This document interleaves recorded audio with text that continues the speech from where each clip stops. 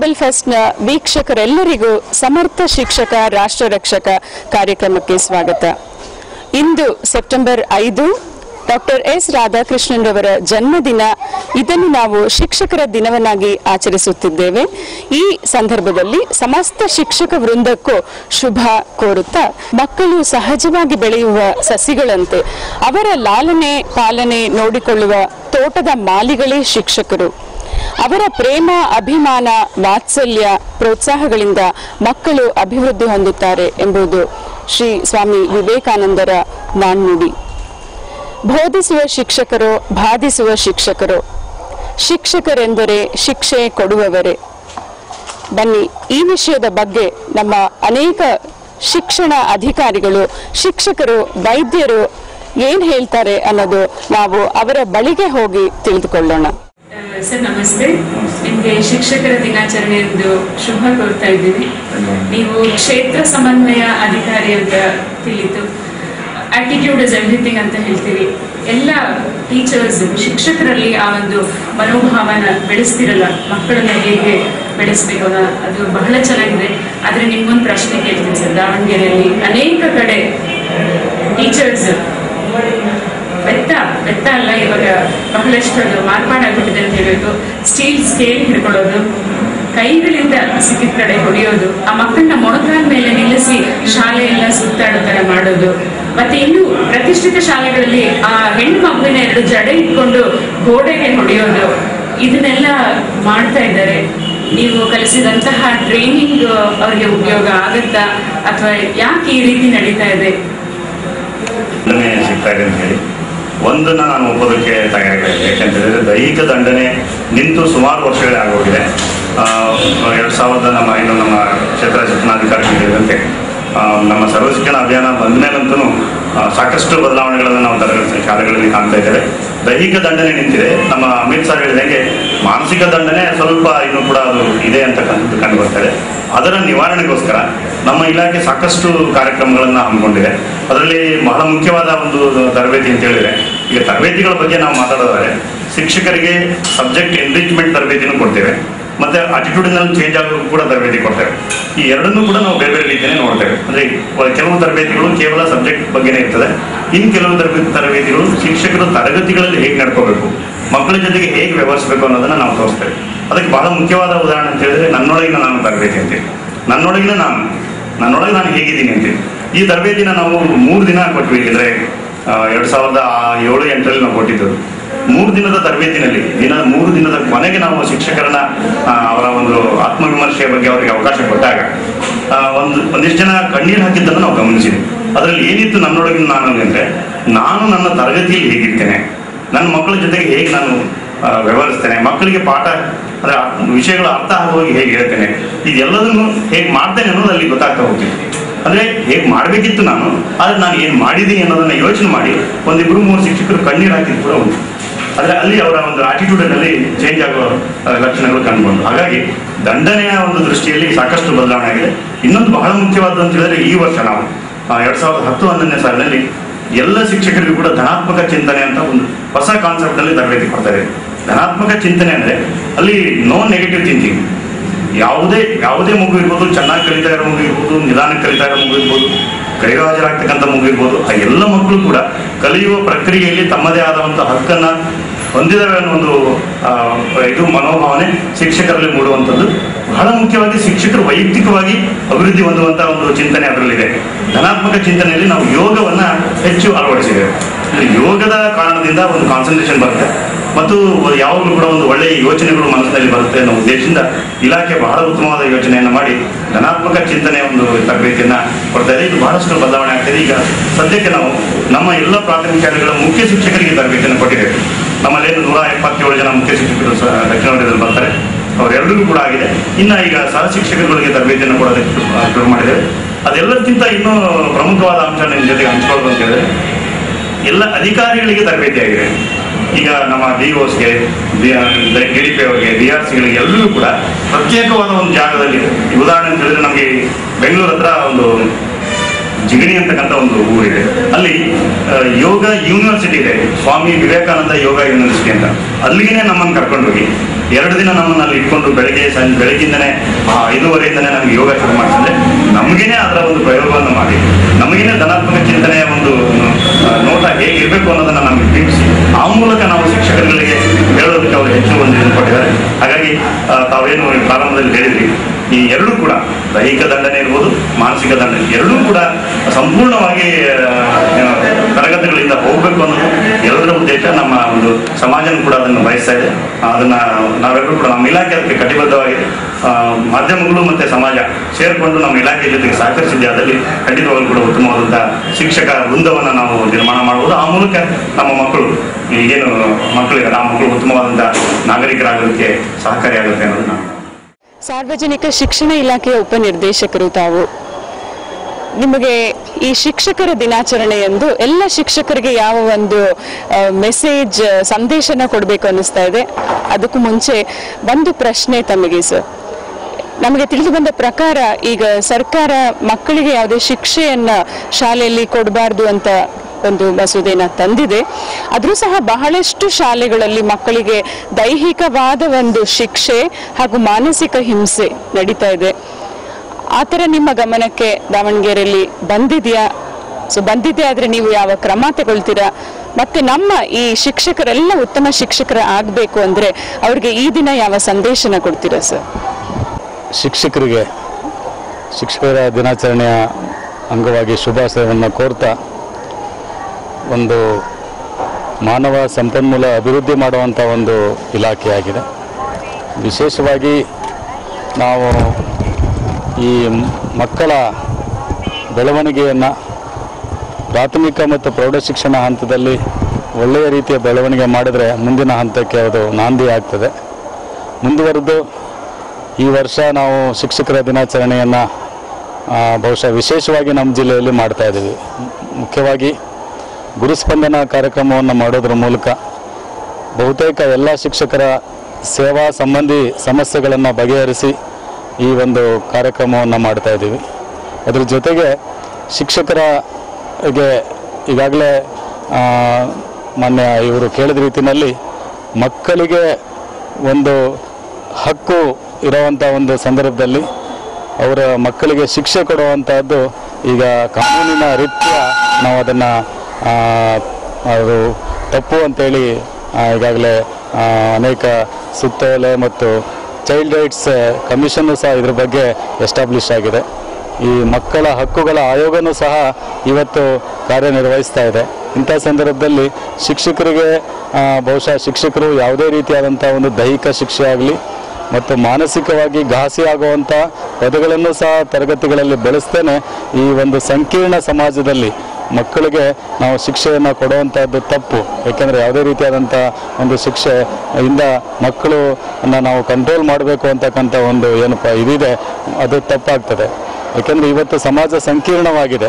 ಅದರಿಂದ ಯಾವುದೇ ಶಿಕ್ಷಕರು ಸಂಪೂರ್ಣವಾಗಿ ಒಂದು ಒಳ್ಳೆಯ ರೀತಿಯಲ್ಲಿ ಈ ರೀತಿ ಶಿಕ್ಷೆ ಕೊಟ್ಟಿದ್ದಾರೆ ಅನ್ನೋದ್ರ ಸಂಬಂಧ ನಮಗೆ ಯಾವುದೇ ಆಧಾರಗಳು ಇರೋದಿಲ್ಲ. ಹಾಗಾಗಿ ಮುಖ್ಯವಾಗಿ ಮಕ್ಕಳನ್ನು ಪ್ರೀತಿಯಿಂದ ಮತ್ತು ಹೆಚ್ಚಿನ ಅವರಲ್ಲಿ ಆತ್ಮವಿಶ್ವಾಸವನ್ನು ಮೂಡಿಸಿ ಮಕ್ಕಳ ಮನಸ್ಸಿನ ಒಳಗೆ ಹೋಗಿ ನಾವು ಇರಬೇಕೇ ಹೊರತು ದೊಡ್ಡವರಾಗಿ ಅಲ್ಲಿ ಕಾರ್ಯನಿರ್ವಹಣೆ ಮಾಡಬಾರ್ದು. ಇದು ಇಲಾಖೆಯ ನಿರ್ದೇಶನ. ಇಂಥ ಒಂದು ಸಂದರ್ಭಗಳು ನನಗೆ ನೇರವಾಗಿ ಬಂದಿಲ್ಲ. ಒಂದು ವೇಳೆ ಈ ರೀತಿಯಾದಂಥ ದೈಹಿಕ ಶಿಕ್ಷೆ ಏನಾದರೂ ಕೊಟ್ಟರೆ ಆ ಶಿಕ್ಷಕರಿಗೆ ತೊಂದರೆ ಆಗ್ತದೆ, ಇದು ತಪ್ಪಾಗ್ತದೆ. ಮಕ್ಕಳನ್ನು ನಾವು ಪ್ರೀತಿಯಿಂದ ಅವರಲ್ಲಿ ಕಲಿಕೆ ಮಾಡಬೇಕಾಗಿದೆ. ಇದಕ್ಕೋಸ್ಕರ ನಾವು activity based teaching learning process ಅಂತ ಕರಿತಾ ಇದ್ದೀವಿ. ಅಂದರೆ ಈ ಚಟುವಟಿಕೆ ಆಧಾರಿತವಾದಂಥ ಒಂದು ಕಲಿಕೆಯನ್ನು ಮಾಡುವಂಥದ್ದಾಗಿರ್ಬೋದು, ಚೈಲ್ಡ್ ಫ್ರೆಂಡ್ಲಿ ಸ್ಕೂಲ್ಸನ್ನು ಮಾಡುವಂಥದ್ದಾಗಿರ್ಬೋದು, ಇದೆಲ್ಲ ಇದ್ದಾವೆ. ಹೀಗಾಗಿ ನಾವು ಮಕ್ಕಳನ್ನು ಪ್ರೀತಿಯಿಂದ ಅವರ ಒಂದು ಹಂತ ಏನಿದೆ ಆ ಹಂತದಿಂದ ನಾವು ಅವರಿಗೆ ಸಲಹೆಯನ್ನು ನೀಡಬೇಕಾಗುತ್ತೆ ಮತ್ತು ಕಲಿಕೆಯನ್ನು ಮಾಡಬೇಕಾಗುತ್ತೆ. ಮತ್ತು ಬೇರೆ ಬೇರೆ ವರ್ಗದಿಂದ ಮಕ್ಕಳು ಬರ್ತಾರೆ. ಅದರಿಂದ ಮಕ್ಕಳು ಅಂದರೆ ಒಂದೇ ವಿಧದ ಅಂತ ಹೇಳಕ್ಕೆ ಸಾಧ್ಯ ಇಲ್ಲ. ಸೊ ಡಿಫ್ರೆನ್ಸಸ್ ಇರ್ತದೆ. ಅಂದರೆ ಮುಖ್ಯವಾಗಿ ಈ ವೈಯಕ್ತಿಕವಾದಂಥ ಒಂದು ಡಿಫ್ರೆನ್ಸಸ್ ಇರೋದ್ರಿಂದ ಮಕ್ಕಳು ಬೇರೆ ಬೇರೆ ವಾತಾವರಣದಿಂದ ಬರ್ಬೋದು. ಅವರನ್ನು ನಾವು ಒಳ್ಳೆ ರೀತಿಯಲ್ಲಿ ವಿಶ್ವಾಸದಿಂದ ತೆಗೆದುಕೊಂಡು ಕಲಿಸಿದ್ರೆ ಇದು ಉತ್ತಮವಾದಂಥ ಒಂದು ಪ್ರಗತಿ ಆಗುತ್ತೆ. ಅದರಿಂದ ಶಿಕ್ಷೆ ಕೊಡುವಂಥದ್ದು ತಪ್ಪಾಗುತ್ತೆ. ಸೊ ಇಂಥ ಒಂದು ಪ್ರಕರಣಗಳು ಬಾರದೇ ಇರಲಿ. ನಮ್ಮ ಜಿಲ್ಲೆಯಲ್ಲಿ ಉತ್ತಮವಾದಂಥ ಒಂದು ಶಿಕ್ಷಕರಿದ್ದಾರೆ.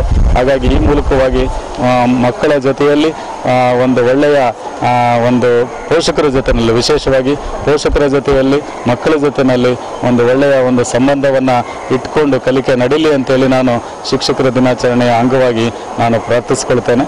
ಮತ್ತು ಶಿಕ್ಷಕರ ದಿನಾಚರಣೆ ಅಂಗವಾಗಿ ಮುಖ್ಯವಾಗಿ ಶಿಕ್ಷಕರು ತಮ್ಮ ತಮ್ಮ ಕರ್ತವ್ಯಗಳನ್ನು ಹೆಚ್ಚಿನ ಪ್ರಮಾಣದಲ್ಲಿ ಮಾಡೋದ್ರ ಮೂಲಕ ಡಾಕ್ಟರ್ ರಾಧಾಕೃಷ್ಣನ್ರವರ ಒಂದು ಆದರ್ಶಗಳನ್ನು ಅವರು ಮೈಗೂಡಿಸೋದ್ರ ಮೂಲಕವಾಗಿ ಇನ್ನೂ ಹೆಚ್ಚಿನ ಉನ್ನತಿಯನ್ನು ಶಿಕ್ಷಣ ಇಲಾಖೆಗೆ ತಂದುಕೊಡ್ಲಿ ಅಂತೇಳಿ ನಾನು ಶುಭವನ್ನು ಕೋರ್ತೇನೆ.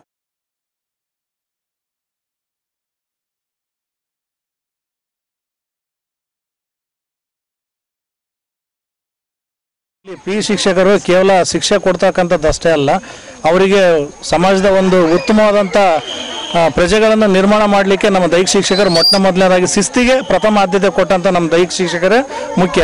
ಮಕ್ಕಳು ಪ್ರಜ್ಞಾವಂತರು ಮತ್ತು ಶಿಸ್ತಿನಿಂದ ಬೆಳೀತಾರೆ ಅಂದರೆ ಅವರು ಪಿ ಟೀಚರಿಂದ ಅಥವಾ ದೈಹಿಕ ಶಿಕ್ಷಕರಿಂದ ಮಾತ್ರ ಸಾಧ್ಯ ಹೊರತು ಬೇರೆ ಯಾವ ಶಿಕ್ಷಕರಿಂದ ಸಾಧ್ಯ ಇಲ್ಲ ಅಂತಕ್ಕಂಥ ಮಾತನ್ನು ಇಲ್ಲಿ ಹೇಳ್ತೀವಿ.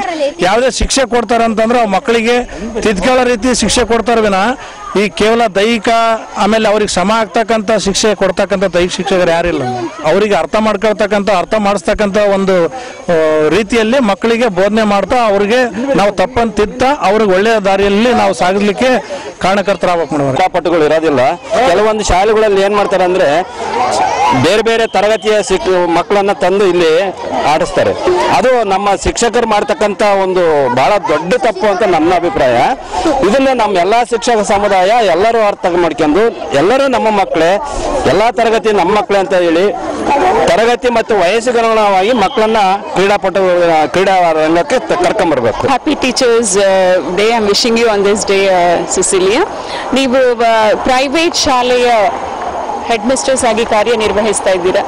ಈಗ ಬಹಳಷ್ಟು ನಾವು ನೋಡ್ತಾ ಇರೋದು ಮತ್ತೆ ದೂರುಗಳು ಬರ್ತಾ ಇರೋದು ಏನು ಅಂತ ಹೇಳಿದ್ರೆ, ಪ್ರೈವೇಟ್ ಶಾಲೆಯಲ್ಲಿ ಶಿಕ್ಷಕರು ಮಕ್ಕಳಿಗೆ ತುಂಬಾ ಶಿಕ್ಷೆ ಕೊಡ್ತಾರೆ ಅಂತ. ಸೊ ಇಂತಹ ದೈಹಿಕ ಶಿಕ್ಷೆ ನಮ್ಮ ಮಕ್ಕಳಿಗೆ ಬೇಕಾ? ಈಗಿನ ಒಂದು ಆಧುನಿಕ ಯುಗದಲ್ಲಿ ಇರೋದು ಎಲ್ಲ ಪೇರೆಂಟ್ಸ್ಗೂ ಒಂದೇ ಒಂದು ಮಗು, ಒಂದಂದ್ರೆ ಹೆಚ್ಚು, ಎರಡಾದ್ರೆ ಬಹಳ ಅಂತ ಹೇಳ್ತೀವಿ. ಸೊ ಇದ್ರ ಬಗ್ಗೆ ನೀವೇನು ಹೇಳ್ತೀರಾ? ಮಕ್ಕಳಿಗೆ ಶಿಕ್ಷೆ ಕೊಡುವ ಶಿಕ್ಷಕರು ನಮಗೆ ಬೇಕಾಗಿದ್ದಾರಾ? ಶುಭಾಶಯಗಳು ತಮಗೂ. ನಿಮ್ಮ ಪ್ರಶ್ನೆ ಬಹಳಷ್ಟು ಚೆನ್ನಾಗಿದೆ. ನಾವು ಹೇಳೋದಂದ್ರೆ ಖಂಡಿತವಾಗಿ ಮಕ್ಕಳಿಗೆ ದೈಹಿಕವಾಗಲಿ ಮಾನಸಿಕ ಶಿಕ್ಷೆ ಆಗಲಿ ಬೇಡ. ಅದರಲ್ಲೂ ಪ್ರೈವೇಟ್ ಶಾಲೆಗಳಲ್ಲಿ ನನಗೆ ಗೊತ್ತಿದ್ದ ಪ್ರಕಾರ ಹೆಚ್ಚಾಗಿ ದೈಹಿಕ ಶಿಕ್ಷೆ ಆಗಲಿ ಮಾನಸಿಕ ಶಿಕ್ಷೆ ಆಗಲಿ ಕೊಡೋದಿಲ್ಲ. ಇದು ಅಂತೂ ನನಗೆ ತಿಳಿದ ವಿಷಯ. ಅದರಲ್ಲೂ ನಮ್ಮ ಶಾಲೆಯಲ್ಲಿ ನಾವು ಯಾರಿಗೂ ದೈಹಿಕ ಶಿಕ್ಷೆ ಆಗಲಿ ಮಾನಸಿಕ ಶಿಕ್ಷೆ ಆಗಲಿ ಕೊಡೋದೇ ಇಲ್ಲ. ಮಕ್ಕಳನ್ನು ನಮ್ಮ ಬೋಧನೆ ಮುಖಾಂತರ ಅವರನ್ನು ನಮ್ಮೆಡೆಗೆ ಸೆಳೆಯುತ್ತೇವೆ. ಇಲ್ಲದಿದ್ದರೆ ಅವರನ್ನು ಪ್ರೀತಿಯಿಂದ ಅಥವಾ ಯಾವುದಾದ್ರೂ ಒಳ್ಳೆ ಮಾತುಗಳಿಂದ ಅವರನ್ನು ನಮ್ಮ ಕಡೆಗೆ ಸೆಳೆದು ಅತ್ಯುತ್ತಮ ಬೋಧನೆಯನ್ನು ಮಾಡಿದರೆ ಖಂಡಿತ ಮಕ್ಕಳು ನಮ್ಮ ಬೋಧನೆಗೆ ಗಮನ ಕೊಡ್ತಾರೆ ಹಾಗೂ ನಮ್ಮ ಒಂದು ಗೌರವದಿಂದ ಅವರು ಕಾಣ್ತಾರೆ. ಅದು ಬಿಟ್ಟು ಹಿಂಸೆ ಅಥವಾ ತೊಂದರೆ ಅಥವಾ ಹೊಡೆತ ಇವೆಲ್ಲ ಕೊಟ್ಟರೆ ಆ ವೇಳೆಯಲ್ಲಿ ಅಷ್ಟೇ ಅವರು ನಮಗೆ ಹೆದರಿ ಕುಳಿತುಕೊಂತಾರೆ. ಆಮೇಲೆ ನಮ್ಮ ಮೇಲೆ ಒಂದಲ್ಲ ಒಂದು ಹಿಂದುಗಡೆಯಿಂದ ಒಂದು ಅಪವಾದದ ಮಾತುಗಳನ್ನು ಹೇಳ್ತಾರೆ. ಆದ್ದರಿಂದ ಈಗಿನ ಈ ಆಧುನಿಕ ಯುಗದಲ್ಲಿ ಮಾನಸಿಕ ಹಿಂಸೆ ದೈಹಿಕ ಹಿಂಸೆ ಮಕ್ಕಳಿಗೆ ಖಂಡಿತ ಕೊಡಬಾರ್ದು.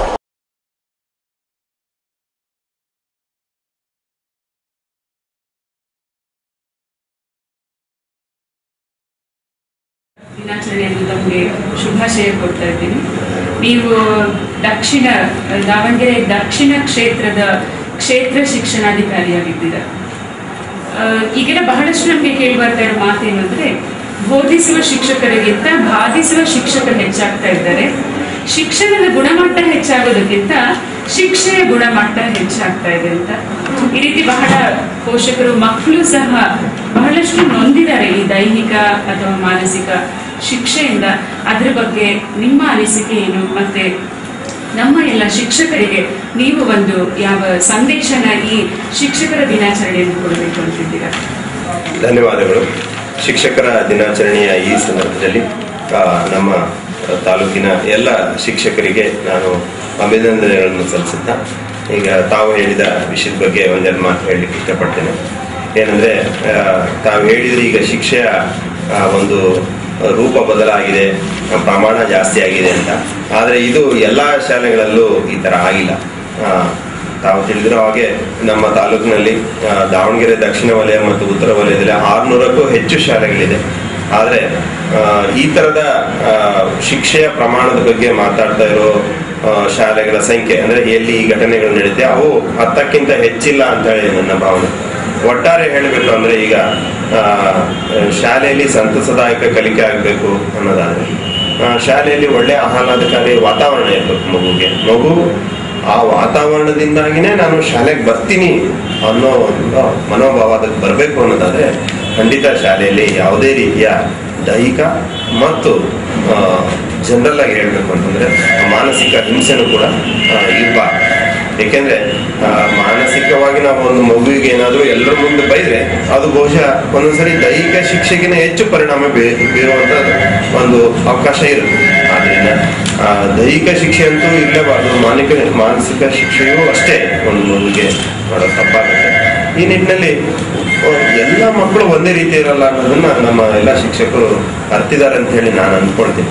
ಏಕೆಂದರೆ ಒಂದೊಂದು ಮಗುವಿನಲ್ಲಿ ಒಂದೊಂದು ಸಾಮರ್ಥ್ಯ ಇರ್ತದೆ. ಒಂದು ಮಗು ಗಣಿತದಲ್ಲಿ 100ಕ್ಕೆ 100 ತೆಗಿಬೋದು, ಇನ್ನೊಂದು ಮಗು ಕಬಡ್ಡಿನಲ್ಲಿ ಚೆನ್ನಾಗಿ ಆಟ ಆಡಿ ಶಾಲೆಗೆ ಬಹುಮಾನ ತಂದುಕೊಡ್ಬೋದು.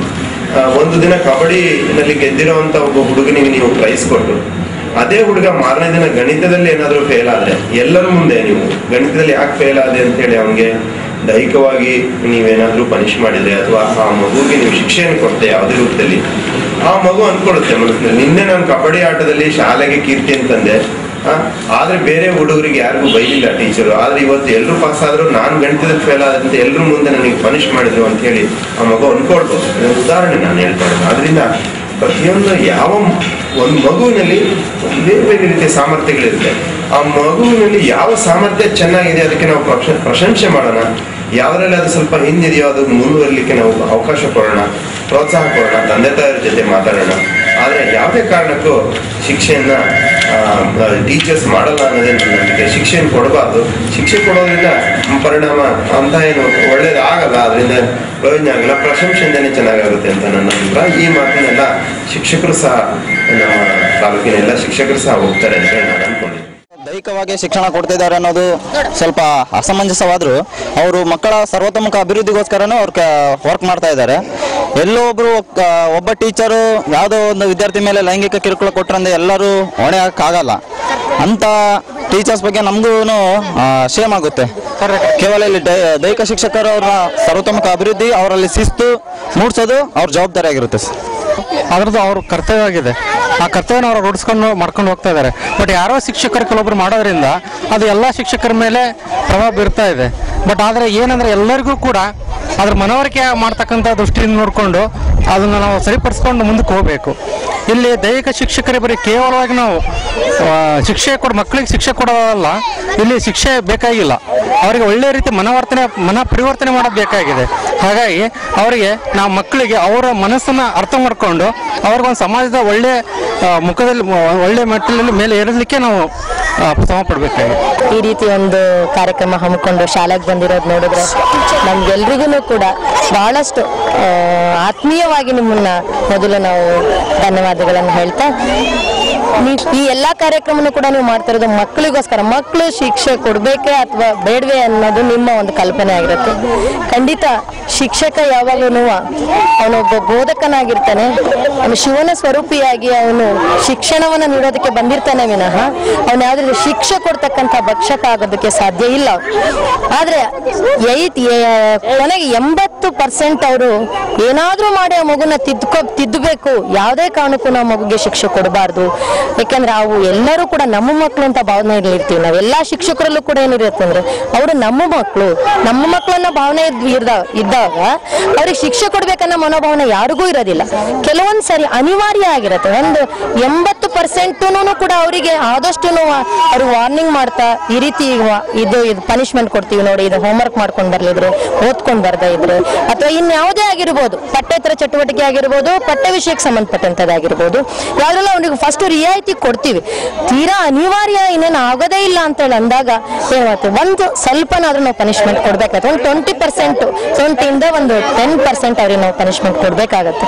ಅವಾಗೇನಂದ್ರೆ ಯಾವುದೇ ರೀತಿಯ ದುರುದ್ದೇಶದಿಂದ ಅಲ್ಲ, ಅವರ ಮನಸ್ಸನ್ನು ಕೂಡ ನಮ್ಮ ಕಡೆ ಗಮನ ಕೊಡ್ಬೇಕಾದ್ರೆ ನಾನು ಕೇಳ್ತಾರೆ ಮಿಸ್ಸು, ಅದಕ್ಕೋಸ್ಕರನಾದ್ರೂ ನಾನು ಅದನ್ನ ಮಾಡ್ಕೊಂಡು ಬರ್ಬೇಕನ್ನೋ ಒಂದು ದೃಷ್ಟಿಯಿಂದ ಆ ಮಗು ಆ ರೀತಿ ಮಾಡ್ಬೇಕನ್ನೋದು ಶಿಕ್ಷಕರ ಒಂದು ಮನೋಧರ್ಮನೇ ವಿನಃ ಯಾವತ್ತೂ ಕೂಡ ಆ ಮಗುಗೆ ಶಿಕ್ಷೆ ಕೊಡ್ಬೇಕಂತಕ್ಕಂಥ ಮನೋಭಾವನೆ ಯಾವ ಶಿಕ್ಷಕರಲ್ಲೂ ಕೂಡ, ಇಡೀ ರಾಜ್ಯಾದ್ಯಂತ ಆಗ್ಲಿ ಯಾವ ಶಿಕ್ಷಕರಲ್ಲೂ ಕೂಡ ಆ ಮನೋಭಾವನೆ ಇಲ್ಲ. ಎಲ್ಲರೂ ಸಹ ನಮ್ಮ ಮಕ್ಕಳು, ನಾವು ಬೋಧನೆ ಮಾಡೋದಕ್ಕೆ ಬಂದಿದ್ದೀವಿ, ಅವ್ರಿಗೆ ನಾವು ಬೋಧನೆ ಮಾಡಿ ಆ ಮಕ್ಕಳನ್ನ ಉತ್ತಮವಾಗಿರ್ತಕ್ಕಂಥ ಪ್ರಜೆಯನ್ನ ಕೊಡಬೇಕು. ನಮ್ಮ ಎಲ್ಲಾ ಒಂದು ಕ್ಷೇತ್ರ, ಈ ಶಿಕ್ಷಣ ಕ್ಷೇತ್ರದಲ್ಲಿ ಉತ್ತಮವಾಗಿರ್ತಕ್ಕಂಥ ಪ್ರಜೆ ಕೊಡಿಸ್ಬೇಕನ್ನೋದೇ ನಮ್ಮ ಶಿಕ್ಷಕರ ಉದ್ದೇಶ ಆಗಿರುತ್ತೆ. ಒಬ್ಬ ಶಿಕ್ಷಕ, ಒಬ್ಬ ಬಿಲ್ಡಿಂಗ್ ಕಾಂಟ್ರಾಕ್ಟರ್ ಒಂದು ಬಿಲ್ಡಿಂಗ್ ಅನ್ನ ಬೀಳಿಸಬಹುದು, ಅಥವಾ ಒಬ್ಬ ಡಾಕ್ಟರ್ ಒಬ್ಬರನ್ನ ಏನಾದ್ರೂ ಅಚಾನಕ್ಕಾಗಿ ಅವ್ರನ್ನ ಏನಾದ್ರು ಏನೋ ಒಂದು ಟ್ರೀಟ್ಮೆಂಟ್ ಇಂದಾನೆ ಏನೋ ಅದಾಗ್ಬೋದು. ಅದೇ ರೀತಿ ಒಬ್ಬ ರಾಜಕಾರಣಿ ಒಂದು ತನ್ನ ರಾಜ್ಯ ತನ್ನ ಏನಿದೆಯೋ ಅದನ್ನಷ್ಟು ಮಾಡಬಹುದು. ಆದ್ರೆ ಒಬ್ಬ ಶಿಕ್ಷಕ ನೂರಾರು ವಿದ್ಯಾರ್ಥಿಗಳಿಗೆ ಪಾಠ ಮಾಡ್ತಕ್ಕಂಥವನು ಯಾವುದೇ ಕಾರಣಕ್ಕೂ ಅವನು ತಪ್ಪು ಹಾದಿಯಲ್ಲಿ ತುಳಿಯಲ್ಲ. ಆ ರೀತಿ ತಪ್ಪು ಹಾದಿಯಲ್ಲಿ ಎಲ್ಲೋ ಒಂದು ಪರ್ಸೆಂಟೇಜ್, 1 ಅಥವಾ 2% ಅಲ್ಲ ಆದ್ರೂ ಸಹ ಎಲ್ಲಾ ಮಕ್ಕಳನ್ನು ಕೂಡ ಒಂದು ಉತ್ತಮವಾಗಿರ್ತಕ್ಕಂಥ ಪ್ರಜೆಯನ್ನ ಕೊಡಬೇಕು.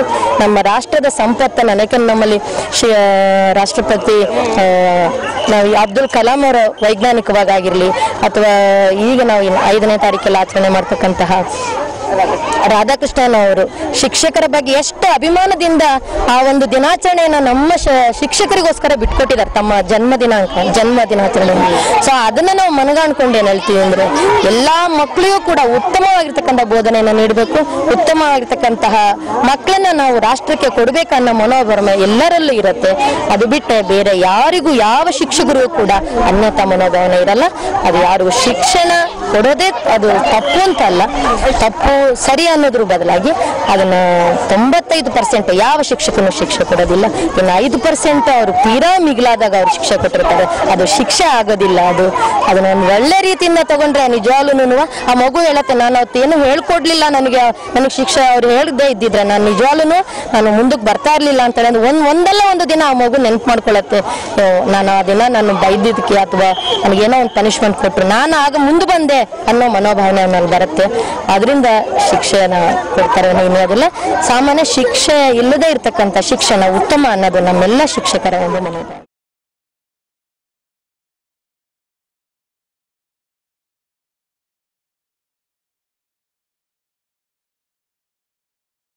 ಶಿಕ್ಷಕ ಅನ್ನೋದ್ರಲ್ಲಿ ಒಂದು ಅರ್ಥ ಇದೆ. ಶಿ ಅಂದರೆ ಶಿಸ್ತು, ಕ್ಷ ಅಂದರೆ ಕ್ಷಮೆ, ಕ ಅಂದರೆ ಕರುಣೆ. ನಮ್ಮ ದೈಹಿಕ ಶಿಕ್ಷಕರಲ್ಲಿ ಶಿಸ್ತು ಮತ್ತು ಅದೇ ರೀತಿ ಮಕ್ಕಳಲ್ಲಿ ಕ್ಷಮೆ, ಏನಾದ್ರು ತಪ್ಪು ಮಾಡಿದ್ರೆ ಕ್ಷಮಿಸುವಂಥ ಗುಣ ನಮ್ಮ ದೈಹಿಕ ಶಿಕ್ಷಕರಲ್ಲಿ ಇರುತ್ತೆ. ಜೊತೆಗೆ ಕರುಣೆನೂ ಇರುತ್ತೆ. ಮಕ್ಕಳನ್ನು ಪ್ರೀತಿಯಿಂದ ಮಕ್ಕಳಾಗಿ ನೋಡ್ಕೋಬೇಕಾಗುತ್ತೆ ನಮ್ಮ ದೈಹಿಕ ಶಿಕ್ಷಕರು. ಅದೇ ರೀತಿ ಮಕ್ಕಳು ಕೆಲವರು ತುಂಟಿರ್ತಾರೆ, ಅಂಥ ತುಂಟು ಮಕ್ಕಳಿಗೆ ಯಾವ ರೀತಿ ಶಿಕ್ಷೆ ಕೊಡಬೇಕು ಅದೇ ರೀತಿ ಶಿಕ್ಷೆ ಕೊಡಬೇಕಾಗುತ್ತೆ, ಅನಿವಾರ್ಯತೆ ಬಿದ್ದಲ್ಲಿ ಮಾತ್ರ. ಇನ್ನು ಉಳಿದ ಮಕ್ಕಳನ್ನೆಲ್ಲ ಪ್ರೀತಿಯಿಂದ, ವಿಶ್ವಾಸದಿಂದ, ಒಂದು ಪೋಷಕರ ಒಂದು ಒಡನಾಟದಿಂದ ಮಕ್ಕಳಿಗೆ ಒಂದು ಮಾನಸಿಕವಾಗಿ, ದೈಹಿಕವಾಗಿ ಆ ರೀತಿ ತೊಂದರೆ ಇಲ್ದಂಗೆ ಅವ್ರಿಗೆ ಶಿಸ್ತಿನ ಮೂಲಕ ಅವ್ರನ್ನ ಉತ್ತಮ ಪ್ರಜೆಗಳನ್ನು ಮಾಡ್ಬೋದು. ನೀವು ದಾವಣಗೆರೆ ಉತ್ತರ ವಲಯದ ಕ್ಷೇತ್ರ ಶಿಕ್ಷಣಾಧಿಕಾರಿಗಳಾಗಿದ್ದೀರಾ. ನಮಗೆ ಈ ದಿನ ಶಿಕ್ಷಕರ ದಿನಾಚರಣೆ ದಿನ ಶುಭಾಶಯ ಕೋರ್ತಾ ಇದ್ದೀವಿ. ಮತ್ತು ಹಾಗೆ ಒಂದು ಪ್ರಶ್ನೆ ನಿಮ್ಮ ಮುಂದೆ ಇಡ್ತಾ ಇದ್ದೀವಿ. ಮಕ್ಕಳನ್ನ ಶಾಲೆಯಲ್ಲಿ ದಂಡಿಸಬಾರದು, ಶಿಕ್ಷಿಸಬಾರದು ಅಂತ ಸರ್ಕಾರದ ಆದೇಶ ಇದೆ. ಆದ್ರೂ ಸಹ ಈಗ ಮಕ್ಕಳಿಗೆ ಈ ಒಂದು ಶಿಕ್ಷೆಯ ಮಟ್ಟ ಕೆಲವು ಶಾಲೆಯಲ್ಲಿ ಬಹಳ ಮಿತಿ ಮೀರಿದೆ. ನಾವು ಈಗ ಕಳೆದ ಸಮೀಕ್ಷೆ ನೋಡಿದ ಹಾಗೆ ಸ್ಕೂಲ್ ಡ್ರಾಪ್ಔಟ್ಸ್ ತುಂಬಾ ಡ್ರಾಪ್ಔಟ್ಸ್ ಆಗ್ತಾ ಇದ್ದಾರೆ. ಸೊ ಇದ್ರ ಬಗ್ಗೆ ನೀವೇನು ಹೇಳ್ತೀರಾ? ಏನ್ ಕ್ರಮ ಕೈಗೊಂಡಿದ್ದೀರಾ? ಈ ರೀತಿ ಯಾವ ಶಾಲೆಯಲ್ಲಿ ಒಂದು ಬಹಳಷ್ಟು ಶಿಕ್ಷೆ ಕೊಡ್ತಾ ಇದ್ದಾರೆ ಶಿಕ್ಷಕರು ಮಕ್ಕಳಿಗೆ ಅಂತ ಹೇಳಿದ್ರೆ. ದಿನಾಚರಣೆಯ ಶುಭಾಶಯಗಳು. ತಾವು ಕೇಳಿದಾಗೆ ಮೇಡಮ್, ದಂಡಿಸುವುದು ನನ್ನ ಪ್ರಕಾರ ದಂಡಿಸುವುದೇ ದಂಡ. ಏಕೆಂದರೆ ಈಗಿನ ಮಕ್ಕಳಲ್ಲಿ, ಹಿಂದಿನ ಕಾಲದಲ್ಲಿ ಸಾಮಾನ್ಯವಾಗಿ ಡ್ಯೂ ಟು ಹೆರಿಡಿಟಿ ಅಥವಾ ಜನ್ರೇಷನ್ ಇದರಿಂದ ಮಕ್ಕಳು ಅಷ್ಟು ಚುರುಕಾಗಿರಲಿಲ್ಲ. ಈಗಿನ ಮಕ್ಕಳು ನೀವು ಯಾವುದೇ ಹೇಳ್ಕೊಡೋಕ್ಕಿಂತ ಮುಂಚೆನೇ ಎಲ್ಲ ಕಲ್ತಿರ್ತಾರೆ. ಆಮೇಲೆ ಕಲಿಯೋದಕ್ಕೆ ದೇರ್ ಇಸ್ ನೋ ಲಿಮಿಟ್. ಮಗು ಇಂಡಿವಿಜುವಲ್ ಡಿಫ್ರೆನ್ಸ್ ಇದ್ದೇ ಇರುತ್ತೆ. ನೀವೊಂದು ಮಗು ಹಿಂದೆ ಉಳಿದಿದೆ ಅಥವಾ ಇನ್ನೊಂದು ಮುಂದೆ ಇದೆ ಅಂತಂದರೆ ಬಿಕಾಸ್ ಆಫ್ ಇಂಡಿವಿಜುವಲ್ ಡಿಫ್ರೆನ್ಸ್. ನಾವು ಅದನ್ನು ಮುಂದೆ ತರಲಿಕ್ಕೋಸ್ಕರ ನಮ್ಮ ಪ್ರಯತ್ನ ಮಾಡಬೇಕೇ ಬಿಟ್ಟರೆ ಅದು ಹೊಡೆದ್ರೆ ಅದರಿಂದ ಮುಂದೆ ಬರುತ್ತೆ ಅನ್ನೋದು ಭಾಳ ಇದರಲ್ಲಿ ನನಗನ್ಸ್ದಾಗೆ ಪೋಷಕರು, ಅಧಿಕಾರಿಗಳು ಮತ್ತು ಶಿಕ್ಷಕರು ಇವರ ಮೂರು ಪಾತ್ರ ಭಾಳ ಮುಖ್ಯ. ಯಾಕೆಂದರೆ ಈಗಿನ ಫಾಸ್ಟ್ ಲೈಫಲ್ಲಿ ನಮ್ಮ ಟಾರ್ಗೆಟ್ ಏನು, ನಮ್ಮ ಮಕ್ಕಳು ಡಾಕ್ಟರ್ ಆಗ್ಬಿಡ್ಬೇಕು, ಇಂಜಿನಿಯರ್ ಆಗ್ಬಿಡ್ಬೇಕು, ಒಳ್ಳೆ ಮಾರ್ಕ್ಸ್ ತೆಗಿಬೇಕು. ಯಾವಾಗ ನಾವು ಮಾರ್ಕ್ಸ್ ಹಿಂದೆ ಹೋಗ್ತೀವಿ ಫ್ರಸ್ಟ್ರೇಷನ್ ಆಗುತ್ತೆ. ಫ್ರಸ್ಟ್ರೇಷನಿಂದ ಇದೆಲ್ಲ ಆಗ್ಬೋದು ಅಂತ ನನ್ನ ಭಾವನೆ.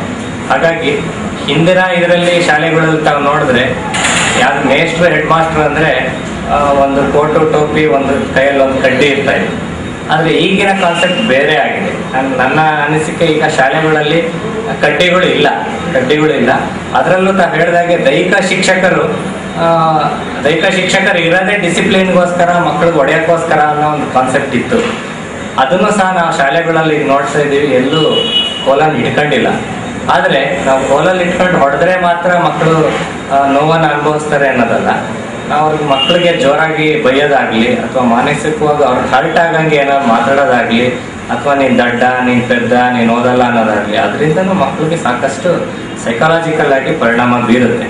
ಹಾಗಾಗಿ ನಾವು ಯಾವುದೇ ಒಂದು ಹುಡುಗ ಓದಲಿಲ್ಲ ಅಂತಂದರೆ ನೀನು ಇನ್ನು ಮುಂದೆ ನೋಡಪ್ಪ ಇನ್ನೂ ಚೆನ್ನಾಗಿ ಓದು ಅಂತ ಹೇಳಬೇಕೇ ಹೊರತು ನೀನು ದಡ್ಡ ಅಥವಾ ನೀನು ಇಷ್ಟರಲ್ಲಿ ಇದೆಯಾ ಅಂತ ಅನ್ಬಾರ್ದು. ನಮ್ಮ NCF 2005 ಪ್ರಕಾರ ನೀವು 25 ಮಾರ್ಕ್ಸಿಗೆ 23 ತೆಗೆದಿದ್ದಾನೆ ಅಂದರೆ ಇನ್ನು ಇನ್ನೆರಡೇ ಸ್ಟೆಪ್ ನೀನು ಅಚೀವ್ ಮಾಡೋದಿರೋದು ಅಂತ ಹೇಳಿದ್ರೆ ಮುಂದಿದ್ದು ಹೇಳಿದ್ರೆ ಪಿಕಪ್. ಹಾಗಾಗಿ ನಾವು ದಂಡಿಸೋದು ಒಂದೇ ಅಲ್ಲ, ಯಾವುದೇ ಒಂದು ಸಣ್ಣ ಪುಟ್ಟ ತಪ್ಪು ಮಾಡಿದ್ರೆ ಮಕ್ಕಳು ಯಾವ ಶಾಲೆಯಲ್ಲಿ ಮಕ್ಕಳು ಜಾಸ್ತಿ ಗಲಾಟೆ ಮಾಡಿ ಖುಷಿಯಿಂದ ಇರ್ತಾರೋ ಆ ಶಾಲೆ ಒಳ್ಳೇದು ಅಂತ ನನ್ನ ಭಾವನೆ. ಎಲ್ಲಿ ಸ್ಟ್ರಿಕ್ಟಾಗಿ ಮಕ್ಕಳು ಸುಮ್ಮನೆ ಕೂತಿರ್ತಾರೋ ಆ ಶಾಲೆಯಲ್ಲಿ ಏನೂ ಕಲಿಕೆ ಆಗ್ತಾ ಇಲ್ಲ ಅಂತೇಳಿ.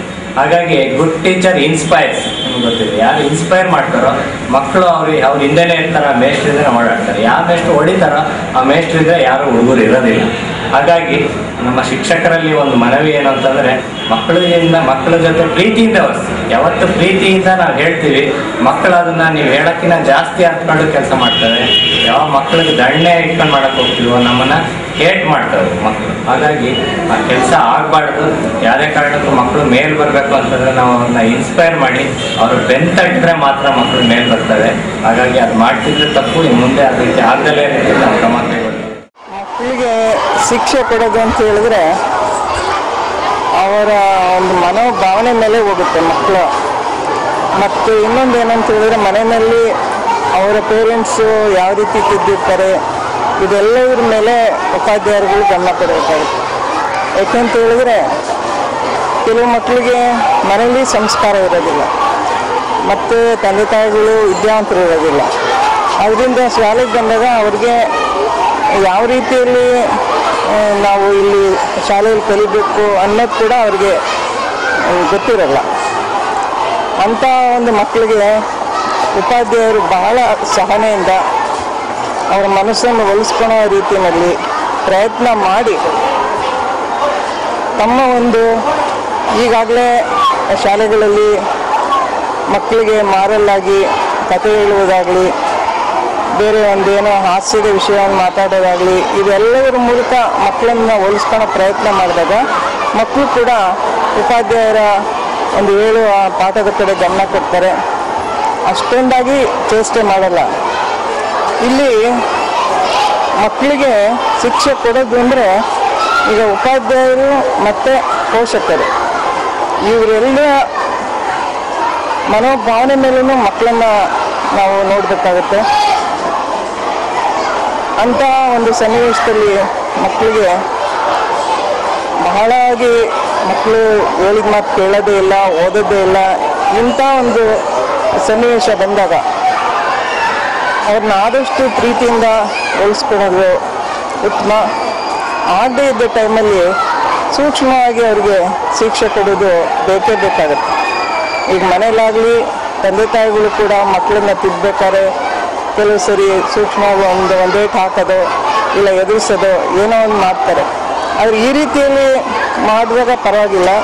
ಆದರೆ ಮಕ್ಕಳ ಮನಸ್ಸಿನ ಮೇಲೆ ಬಹಳ ಕೆಟ್ಟದಾಗಿ ಪರಿಣಾಮ ಬೀರಿದ್ರೆ ಅದು ಕಷ್ಟ ಆಗುತ್ತೆ. ಯಾಕೆಂದರೆ ಮುಂದಿನ ವಿದ್ಯಾಭ್ಯಾಸನ ನಿಂತೋಗೋಂಥ ಪರಿಸ್ಥಿತಿನೂ ಕೂಡ ಬರುತ್ತೆ. ಭಯ ಬಂದ್ಬಿಡುತ್ತೆ ಮಕ್ಕಳಿಗೆ, ವಿಪರೀತ ಮಾನಸಿಕವಾಗಿ ಹಿಂಸೆ ಈ ಥರ ಏನಾದಾಗ ಭಯ ಬಿಟ್ಟು ನಾನು ಸ್ಕೂಲ್ಗೆ ಹೋಗೋದಿಲ್ಲ ಅಂತ ಮಕ್ಕಳು ಕೆಟ್ಬಿಡ್ತಾರೆ. ಅಂಥ ಸನ್ನಿವೇಶಗಳಾಗದ ರೀತಿಯಲ್ಲಿ ಪೋಷಕರನ್ನು ಕರೆದು ಪೋಷಕರೊಟ್ಟಿಗೆ ಮಾತಾಡಿ ಉಪಾಧ್ಯಾಯರು ಕೂಡ ಹೆಚ್ಚಿನ ರೀತಿಯಲ್ಲಿ ಮಕ್ಕಳನ್ನು ಒಳ್ಳೆಯ ರೀತಿಯಲ್ಲಿ ತರೋದು ಪ್ರಯತ್ನ ಮಾಡೋದೇ ಒಳ್ಳೆಯದು ಅನಿಸುತ್ತೆ. ಯಾಕೆಂದರೆ ಈಗಿನ ಮಕ್ಕಳು ಎದುರಿಸಿದಾಗ ಒಂದು ನಿಮಿಷಕ್ಕಾಗಲೇ ಬಹಳ ಚುರುಕಾಗಿರೋದ್ರಿಂದ ಒಂದು ನಿಮಿಷಕ್ಕಾಗಲೇ ಈ ಸ್ಕೂಲು ಬೇಡ, ಇವರು ಬೇಡ, ಏನು ಬೇಡ ಅನ್ನೋ ಮಟ್ಟಕ್ಕೆ ಹೋಗ್ತಾರೆ. ಕೆಲವರೆಲ್ಲ ಸ್ಕೂಲ್ ಬಿಟ್ಟು ಎಲ್ಲ ಓಡೋಗ್ಬಿಡ್ತಾರೆ. ಇದೆಲ್ಲ ಆಗೋ ರೀತಿಯಲ್ಲಿ ಬಹಳ ಎಚ್ಚರಿಕೆಯಿಂದ ಉಪಾಧ್ಯಾಯರು ಮತ್ತು ಪೋಷಕರು ಮಕ್ಕಳನ್ನ ಒಳ್ಳೆ ರೀತಿಯಲ್ಲಿ ಬೆಳೆಸುವ ಭಾರ ಅವ್ರ ಮೇಲಿದೆ. ಶಿಕ್ಷೆ ಕೊಡೋಕ್ಕಿಂತ ಹೆಚ್ಚಾಗಿ ಪ್ರೀತಿಯಿಂದ ಅವ್ರ ಮನಸ್ಸು ಉಳಿಸ್ಕೊಳ್ಳೋದು ಉತ್ತಮ ಅಂತ ನನ್ನ ಅಭಿಪ್ರಾಯ. ಮಕ್ಕಳನ್ನ ಶಿಕ್ಷಕರು ದೈಹಿಕವಾಗಿ ದಂಡಿಸೋದು ತುಂಬ ತಪ್ಪು. ಯಾಕೆಂದರೆ ನಾನು ಒಬ್ಬ ಹಿಮೋಫಿಲಿಯಾ ತಜ್ಞನಾಗಿ ಇತ್ತೀಚೆಗೆ ಒಂದು 3 ಹಿಮೋಫಿಲಿಯಾ ಮಕ್ಕಳು ಆ ತಲೆಗೆ ಬಲವಾಗಿ ಹೊಡೆದಿದ್ದರಿಂದ ಅಲ್ಲಿ ರಕ್ತ ಹೆಪ್ಪುಗಟ್ಟಿ ಭಾಳ ತೊಂದರೆ ಆಯಿತು. ತಕ್ಷಣ ಅವರು ಬಂದರು, ಆ ಮಗುವಿನ ಪ್ರಾಣ ಉಳಿತು. ಸೊ ಈ ಸಂದರ್ಭದಲ್ಲಿ ಇದನ್ನು ಯಾಕೆ ಹೇಳ್ತಾ ಇದ್ದೀನಿ ಅಂದರೆ, ಈ ಹಿಮೋಫಿಲಿಯಾ ಒಂದೇ ಆಗಿಲ್ದೇ ಇರ್ಬೋದು, ಬೇರೆ ಇನ್ನೇನೇನಾದರೂ ತೊಂದರೆಗಳು ಇದ್ದರೆ ದೈಹಿಕವಾಗಿ ನೀವು ದಂಡಿಸಿದರೆ ಏನಾದರೂ ವ್ಯತಿರಿಕ್ತ ಪರಿಣಾಮಗಳು ಆ ಮಕ್ಕಳಲ್ಲಿ ಉಂಟಾಗುತ್ತೆ. ಅದೆಲ್ಲದಕ್ಕಿಂತ ಮುಖ್ಯವಾಗಿ ಅಂದರೆ ಅವರ ಮನಸ್ಸು ಭಾಳ ಹೂವಿನಷ್ಟೇ ಮೃದು. ಸೊ ಅವರ ಮನಸ್ಸಿಗೆ ಸಾಕಷ್ಟು ಘಾಸಿ ಆಗುತ್ತೆ. ಬರೀ ದೈಹಿಕವಾಗಿ ಅಷ್ಟೇ ಹಿಂಸೆ ಆಗಲ್ಲ, ಇವನ್ ಮಾನಸಿಕವಾಗಿ ಕೂಡ ಅವರು ಹಿಂಸೆಗೊಳಪಡ್ತಾರೆ. ಮತ್ತು ಕಲಿಸುವಾಗ ದೈಹಿಕ ಶಿಕ್ಷೆ ಆಗಲಿ ಅಥವಾ ಮಾನಸಿಕ ಶಿಕ್ಷೆ ಆಗಲಿ ಅದಕ್ಕೆ ಯಾವ ಪಾತ್ರವೂ ಇಲ್ಲ. ತಂದೆ ತಾಯಿಗಳು ತಮ್ಮ ಮಕ್ಕಳನ್ನು ಪ್ರೀತಿಸಿದ್ದರೆ, ಶಿಕ್ಷಕನು ತನ್ನ ಶಿಷ್ಯರನ್ನು ಪ್ರೀತಿಸದಿದ್ದರೆ, ಮತ್ತು ರಾಜಕಾರಣಿಗಳು ತಮ್ಮ ಪ್ರಜೆಗಳನ್ನು ಪ್ರೀತಿಸದಿದ್ದರೆ ಆ ಹೆಸರಿಗೆ ಅವರು ಅಯೋಗ್ಯರೆಂದು ಹೇಳಬಹುದು.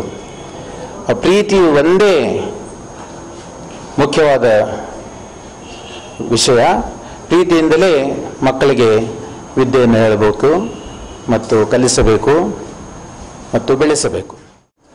I want to emphasize that there is no role of either physical or mental punishment in the upbringing of the child or teaching to the children. Teachers, love your students. That is the only solution. And love is the seed word for all the good words in this world. If you love your children, there is no question of punishment. Remember this fact.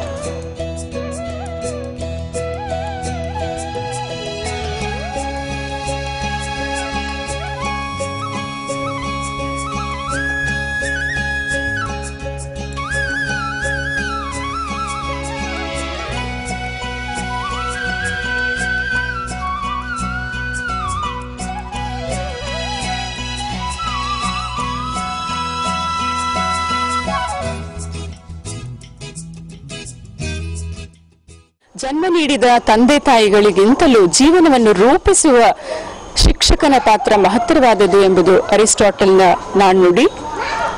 ಈ ಸಮರ್ಥ ಶಿಕ್ಷಕ ರಾಷ್ಟ್ರ ರಕ್ಷಕ ಕಾರ್ಯಕ್ರಮವನ್ನು ಮುಗಿಸುವ ಮುಂಚೆ ಪೋಷಕರಿಗೂ ಹಾಗೂ ಶಿಕ್ಷಕರಿಗೂ ಒಂದು ಕಿವಿಮಾತು. 100ಕ್ಕೆ 100 ಅಂಕ ಗಳಿಸುವಂತಹ ಬರೀ ಪುಸ್ತಕ ಪಂಡಿತರನ್ನಾಗಿ ಮಾಡುವುದು ಬೇಡ. ಈಗ ಮಕ್ಕಳನ್ನು ಮಕ್ಕಳ ಸರ್ವತೋಮುಖ ಬೆಳವಣಿಗೆ ನಮಗೆ ಬಹಳ ಮುಖ್ಯವಾಗಿದೆ. ಅವರನ್ನು ರಾಷ್ಟ್ರದ ಸತ್ಪ್ರಜೆಗಳನ್ನಾಗಿ ಮಾಡಲು ಪೋಷಕರ ಹಾಗೂ ಶಿಕ್ಷಕರ ಪಾತ್ರ ಬಹಳ ಮುಖ್ಯವಾದದ್ದು. ಈ ಒಂದು ಸಂದೇಶ ಎಲ್ಲರಿಗೂ ತಲುಪಿದ್ದ ಸಂತೋಷದಿಂದ ಈ ಕಾರ್ಯಕ್ರಮವನ್ನು ಮುಗಿಸ್ತಾ ಇದ್ದೇವೆ. ನಮಸ್ಕಾರ.